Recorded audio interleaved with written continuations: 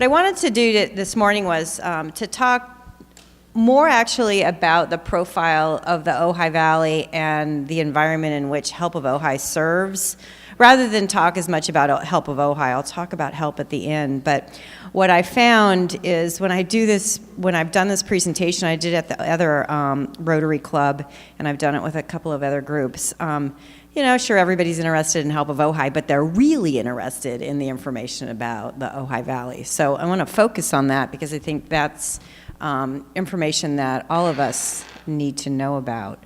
So I'm just going to scroll through these quotes because when you think about Ojai and when we look on social media, when we're talking to people from outside the area, there's this image of Ojai that is pervasive, really everywhere. And so it's funny, you just put in Ojai, you do a Google search on it, and all these quotes come up about the pink moment, about the beautiful artist community, the hippie, now the escape for all of the people from LA. And it's just, it's not a bad thing, it's just it creates an image of a community that I know that we at Help of Ojai see differently every single day we come to work. So I just think some of these are just funny and cute, and they're the ones that we see all the time. I don't even know what a chakra is. I think and does anybody? Okay. Yeah.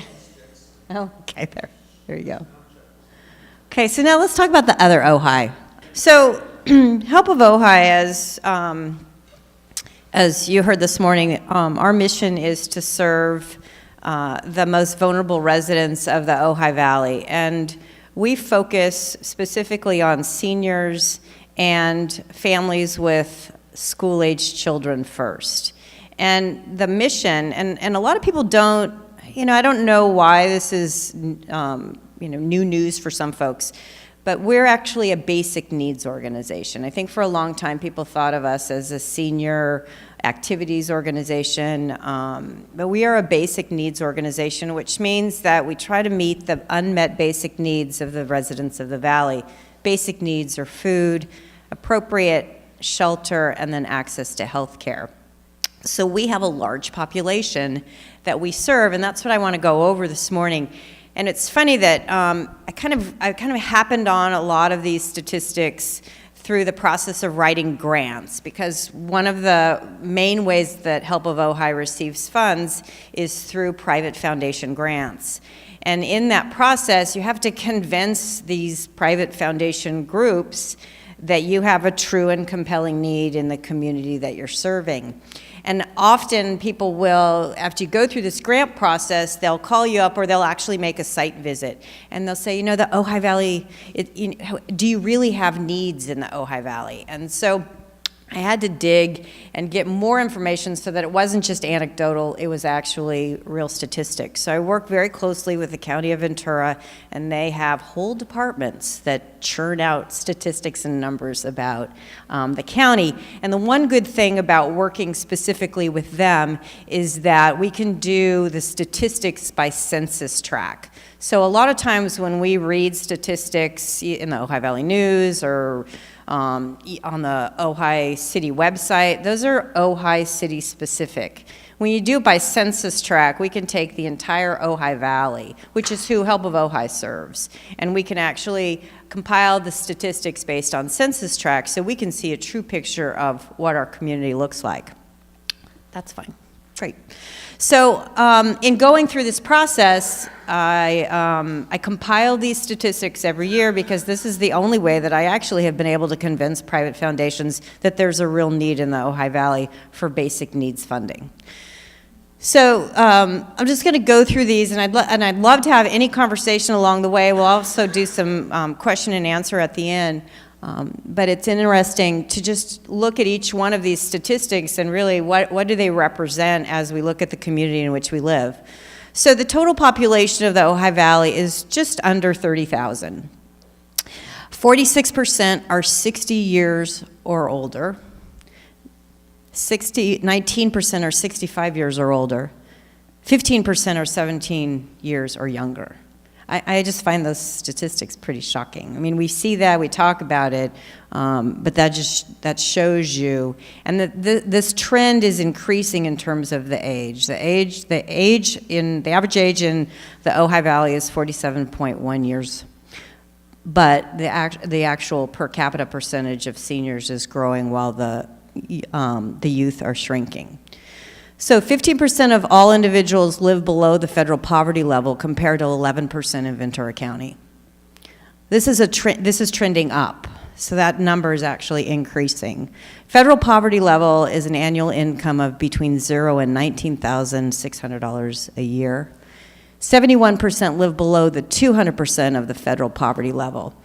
We do a lot of work with federal funding also, and that's how they look at statistics. It's what percentage of the federal poverty level are you living in. So the 200% poverty level is an important figure because under that, those people are considered at risk. Is that per person or per household? That's per person. And I have some statistics on what our median household income is here. So 200% though, 19.6 is almost $40,000 for a household of two, that would be $80,000. It could be, if there's two people that are earning that. Right. And on the next screen, you'll see that I pulled in all of the median household income information for Ojai Valley. So 11% of residents 65 years or older are living in poverty compared to 7% in Ventura County. This is also trending up. 23% of the Ojai Valley children are living in poverty compared to 16% in Ventura County. This is trending up. 60% of renters spend 30% or more of income on rent. This is trending up. We hear about housing all the time. This is the rental side of that. 26% of Ojai Valley seniors live alone as compared to 22% in Ventura County. Nearly 26% of families are headed by a single parent. I just find these shocking. And you know, I don't like to talk about this in a way that it would make everybody feel bad. It's the reality. And I think what we face is there's the belief about what our community is from outside the community, and then there's the community that we live in and that we're trying to help support, all of us, and all the work that we do. And it's important that we're grounded in reality. And so this information is certainly helpful for us in the work that we do, because we can try to paint a more compelling picture of why is it important to have agencies and service groups that actually help those people in the community when people understand what the community really is like. Yeah. That's why I was saying that. I wasn't sure. You might have to. That's okay, just go to the next one.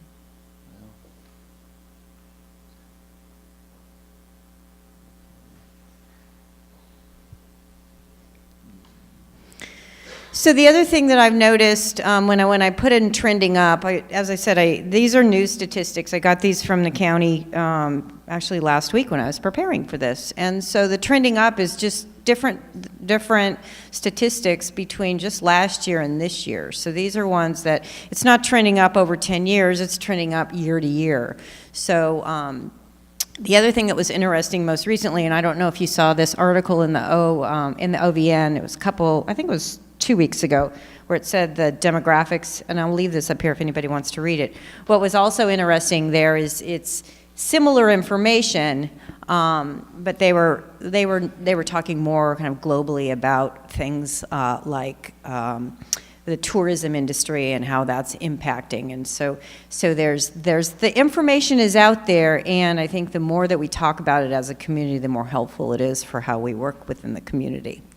So here's the information about income. So average individual income is approximately $24,000 a year. That's for 15 years and older. Median household income is $64,000. So the median household income in the Ojai Valley is $64,000. Of those 65 years and older, 10% experience some challenge with living independently. This represents approximately 530 seniors in the Ojai Valley. And I call that out because what I'll talk about next is some of the work that we're doing. But that's our target group right now. We call them isolated seniors. They don't have a support group. Most of them are living by themselves. Most of them are living at or near poverty level, and that's the group that we're trying to focus on in terms of serving their basic needs.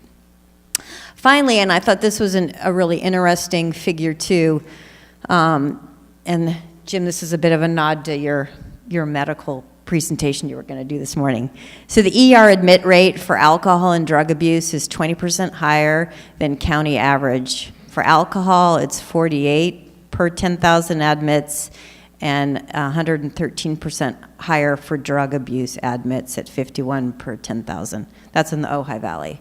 Hospitalization rate for alcohol and drug abuse is 40% higher than county average for alcohol and 127% higher for drug abuse. As I hope you all know, we have a drug and alcohol problem in the Ojai Valley, and we also see that group as clients frequently. What I find most disturbing about that client group is what we really see is we see their families, and we're trying to help their families. So those are the statistics that we really work with every day at Help of Ojai.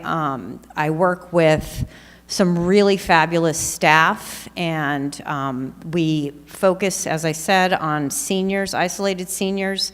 We focus on families with school-aged children, as our objective is to keep seniors as healthy and as happy and as independently living as possible for as long as possible.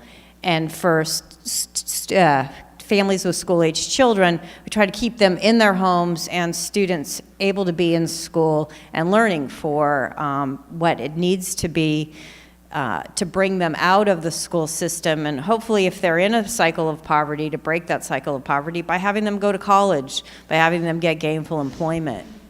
So our work these days, which has shifted a little bit over the course of the time that I've been there, and I would say that that's definitely strategic. It's also time and place, in that when I started at Help of Ojai in 2009, obviously we were just coming out off of the 2008 into the 2009 economic crisis. And so what we saw in the Valley through our work were a lot of unemployed families, a lot of people struggling to stay housed. And so our work shifted away from things like senior activities and some of those things that were really nice to have, but they weren't necessarily meeting the needs at the time. So what's happened since then is what we've identified, and we had a lot of conversation about this the last time I was talking to the other Rotary group, was the isolated senior program came, I think, a lot out of that period of time, because during 2008, 2009, 10, many of the seniors that are currently facing really financial struggles, they actually were helping their families. They were helping their families who had unemployed children, and unfortunately, they already were on a fixed income. They probably didn't have a lot of retirement savings.